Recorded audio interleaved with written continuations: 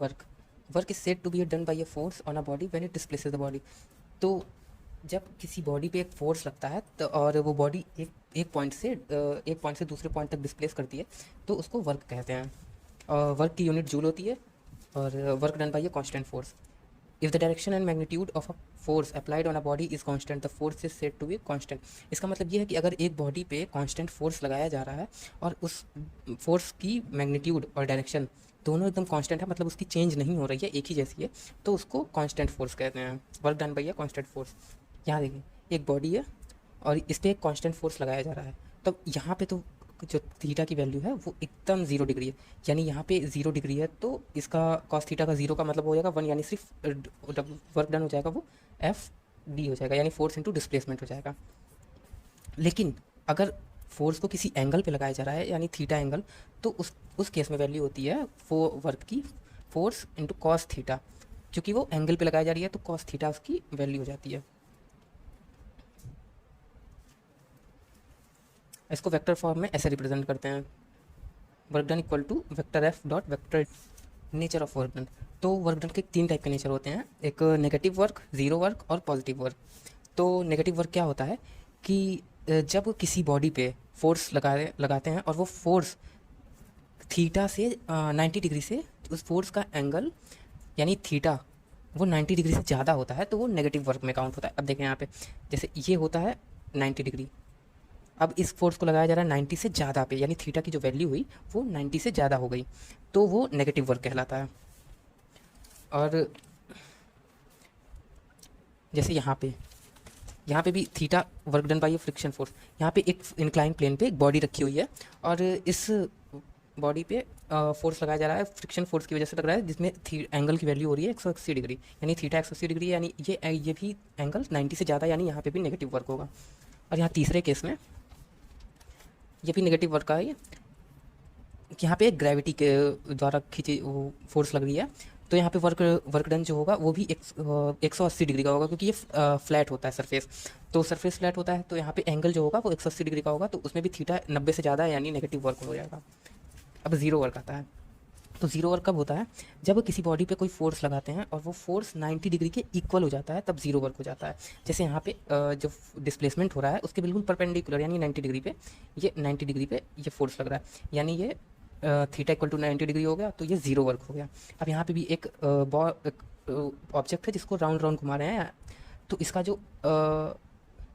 Component निकलेगा displacement का वो एकदम फोर्स के परपेंडिकुलर निकलेगा। तो motion of a particle on a circular path,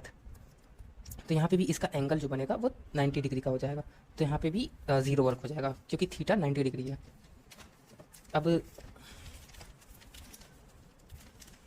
देखते हैं पॉजिटिव वर्क। तो पॉजिटिव वर्क तब होता है जब थीटा की वैल्यू 90 डिग्री से कम हो जाती है, यानी थीटा की वैल्यू एक 90 डिग्री से यहाँ पे कम हो गई, तो ये 90 डिग्री होता है। अगर इससे कम वैल्यू एंगल पे जा रहा है फोर्स, तो उस केस में पॉजिटिव वर्क हो जाता है। तो पॉजिटिव वर्क कब होता है, यहाँ पे एक बॉडी है जिसमें एक फोर्स लगाया जा रहा है, जिसका एंगल जो बन रहा है एंगल वो थीटा वो 90 डिग्री से कम है, यानी यहाँ ये पॉजिटिव वर्क हो जाएगा। यहाँ पे भी एक सरफेस है जहाँ पे ये ग्रेविटी के द्वारा एंगल लग रहा है, तो यहाँ पे थीटा की वैल्यू 0 डिग्री आ रही है, यानी थीटा 90 से कम है, तो यहाँ पॉजिटिव वर्क हो जाएगा। यहाँ पे भी 2 ब्लॉक रखे हैं, एक ब्लॉक के ऊपर बी ब्लॉक, तो यहाँ पे जब फोर्स लगाएंगे, बी ब्लॉक पे फोर्स लगाया जा रहा है, तो जो फ्रिक्शन है वो अब उसके अपोजिट जा रहा है, और तो यहाँ पे भी ये सरफेस पे 0 डिग्री बन रहा है, क्योंकि ये सरफेस के साथ ही चल रहा है, तो यहाँ पे थीटा भी 90 डिग्री से कम है, यानी ये भी पॉजिटिव वर्क हो जाएगा।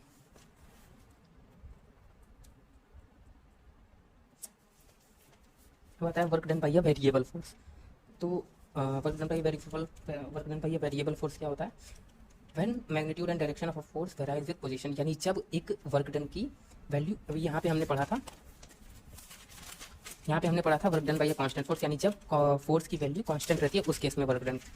अब यहाँ पे हम पढ़ेंगे कि जब फोर्स की वैल्यू वेरिएबल होती है, यानी फोर्स जब चेंज हो रहा है, तो उस केस में वर्क डन क्या होगा।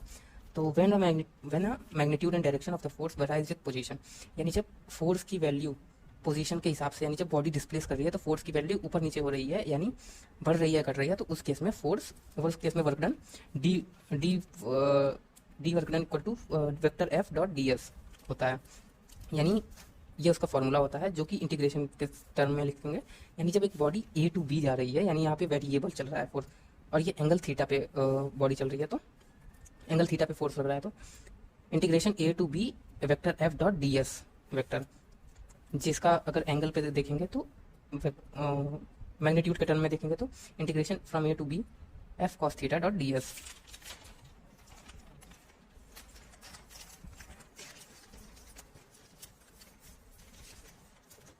और इसका टोटल फोर्स हो जाएगा, मान लीजिए यहाँ पे एक 3 फोर्स लग रहा है, जिसका जैसे एक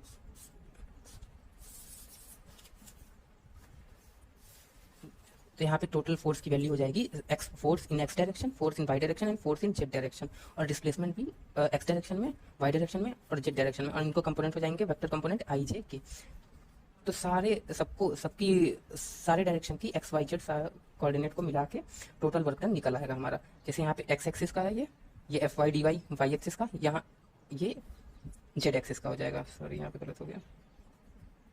ये X axis F X D X, ये Y axis F Y D Y, और ये जेड जेड ए से लेके जेड बी तक F Z T Z.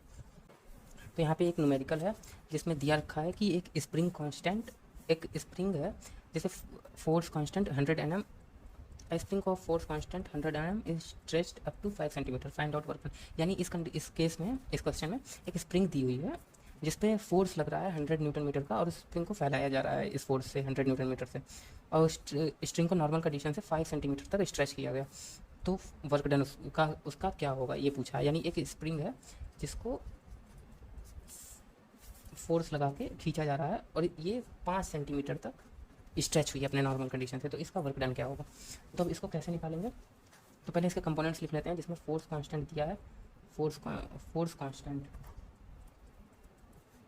100 newton metre, force constant, और लेंथ दिया है जिसमें 5 सेंटीमीटर स्ट्रेच हो रहा है, यानी 0.5 मीटर, क्योंकि लेंथ की एसआई यूनिट मीटर में होती है, तो हम इसको सेंटीमीटर से मीटर में कन्वर्ट कर लेंगे। अब वर्क डन जो हो रहा है वो बहुत स्मॉल कंडीशन में हो रहा है, तो इसमें स्मॉल कंडीशन के केस में हम लोग वर्क डन पढ़े हैं एफ डॉट डी एक्स होता है, एफ डॉट डी एक्स होता है। तो फोर्स कांस्टेंट यहाँ पे स्प्रिंग के लिए हो रहा है, तो स्प्रिंग को हम ऐसे भी लिख सकते हैं, एफ को के एक्स भी लिख सकते हैं। तो अब यहाँ पे टोटल वर्क डन जो हो रहा है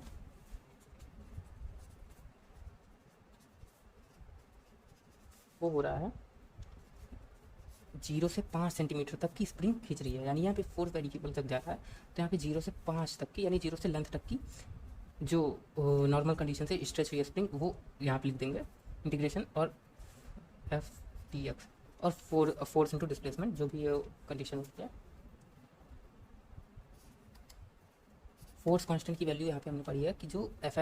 इक्वल टू के एक्स होती है, तो यहाँ पे उससे डाल लेंगे के एक्स डी एक्स। अब डी एक्स के टर्म में इसको इंटीग्रेट कर देंगे, तो ये हो जाएगा k 0 to L x D x, जिसको इंटीग्रेट करने पे हो जाएगा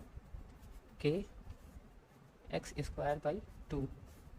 0 टू एल। अब वैल्यूज सारी पुट करेंगे, तो ये जो फोर्स कांस्टेंट था वो के ही था जो 100 न्यूटन मीटर का दिया हुआ है। अब इसकी वैल्यू इसमें पुट करेंगे तो ये हो जाएगा के 100 एक्स स्क्वायर, एक्स की वैल्यू हो जाएगी, एक्स हो गया लेंथ हमारा, तो एक्स स्क्वायर में अब ये लेंथ इसकी वैल्यू पुट करेंगे तो ये हो जाएगा एक्स स्क्वायर पे 2, 0 से कितना जा रहा है 0.5 तक इंटीग्रेट कर रहे हैं हम इसे, तो हो जाएगा 100 0.5 का whole square minus 0 upon 2, 100 0.5 into 0.5 upon 2, ये हो जाएगा 25।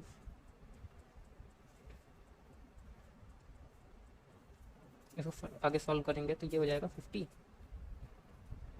और ये हो जाएगा 0.125 जूल। ये हमारा आंसर आ गया। इसमें जो स्ट्रेच, इसकी स्प्रिंग को स्ट्रेच करने में जो फोर्स लगेगा वो 0.125 जूल का वर्क डन हो जाएगा इसका। इस क्वेश्चन में a force F 10 plus 0.5x Newton acts on a particle in x direction where x is in meter. Find the work done by this force during the displacement from x equal to 0 to x equal to 2। यानी एक particle है जिस पे force लगाया जा रहा है x direction में, तो और उस पार्टिकल को डिस्प्लेस किया जा रहा है x equal to 0 to x equal to 2 metre पे, क्योंकि x equal to x is in metre है, तो x इक्वल टू 0 मीटर से x इक्वल टू 2 मीटर तक डिस्प्लेस किया जा रहा है। तो उस कंडीशन की वर्क डन निकालनी है हमें, जिस पार्टिकल पे इतना फोर्स लग रहा है। तो उसको कैसे निकालेंगे? तो हमें पता है कि हमें डिस्प्लेसमेंट की वैल्यू जो कि होती है d equal to vector F dot d x. अब वो वेक्टर एफ कितना दिया हुआ है फोर्स, वो है 10 प्लस 0.5x न्यूटन और ये डी एक्स। तो हम टोटल वर्क डन हो जाएगा, W इक्वल टू पार्टिकल की जो डिस्प्लेसमेंट हो रही है वो 0 से x तक की, यानी यहाँ पे 0 से x तक की जो डिस्प्लेसमेंट हो रही है वो करेंगे, तो x इक्वल टू 0 से x equal to 2 f dot d x, यानी ये हो जाएगा 0 से 2 10 प्लस 0.5x dx। अब इसको इंटीग्रेट कर देंगे तो ये हो जाएगा 10x plus 0.5x square by 2 0 से 2। इसको आगे सॉल्व करेंगे तो ये हो जाएगा 10 2 माइनस 0 प्लस 0.5 अपॉन 2 का स्क्वायर माइनस 0।